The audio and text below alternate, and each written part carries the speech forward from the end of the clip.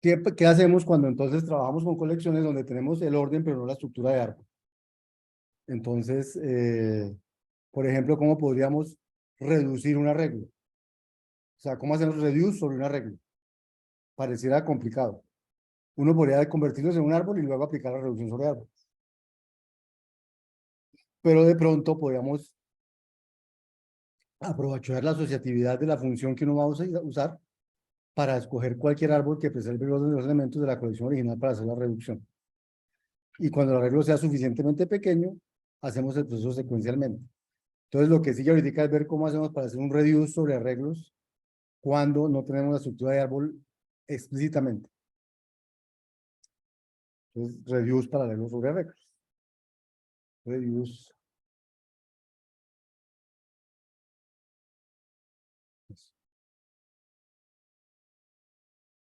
Entonces, aquí tengo el reduce sobre un segmento de un arreglo.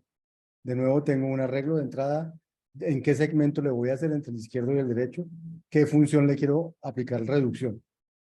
Y entonces, como siempre, si el arreglo es suficientemente pequeño, entonces hago el cálculo común y corriente. O sea, digo que empiezo con lo que hay en el izquierdo como resultado y voy recorriendo el arreglo, añadiéndole, haciendo f del resultado con el nuevo valor del arreglo hasta el final. Y entonces el resultado me queda el resultado final. Fíjense, aquí estoy usando de nuevo variables en el sentido imperativo.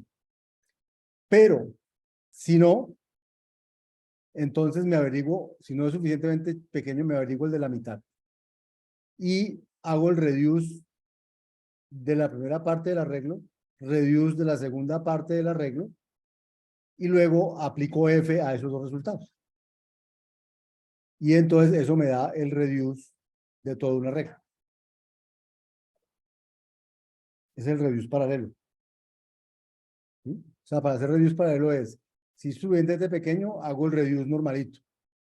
Si no es suficientemente pequeño, lo parto en dos, hago el reduce de la primera parte del arreglo, reduce de la segunda parte del arreglo, y luego hago F de A1 a 2. Esto funciona así solo si F es paralela, es asociativa. Si F no es asociativa, no cualquier manera como yo organice las cosas va a funcionar. O sea, recuerden este dibujito que había aquí. Operar una operación asociativa, lo que dice es que hacer esto lo puedo hacer de muchas maneras. El árbol más pequeño con el que puedo hacer esto es este, pero puedo hacerlo con otros árboles. Entonces, lo que estamos haciendo allí es haciendo el árbol más pequeño para hacer eso. Pero eso funciona solo si poner el operador donde yo lo quiera poner funciona. O sea, si la operación es asociativa. Si no, no puedo poner el operador donde me dé la gana. Bien.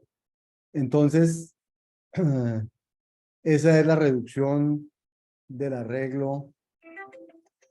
Esa es la reducción del arreglo.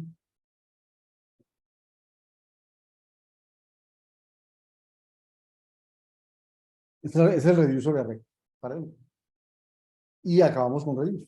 Es decir, acabamos de ver cómo hacer reduce en paralelo en varias versiones, con árboles, sin árboles, o sobre arreglos, etc.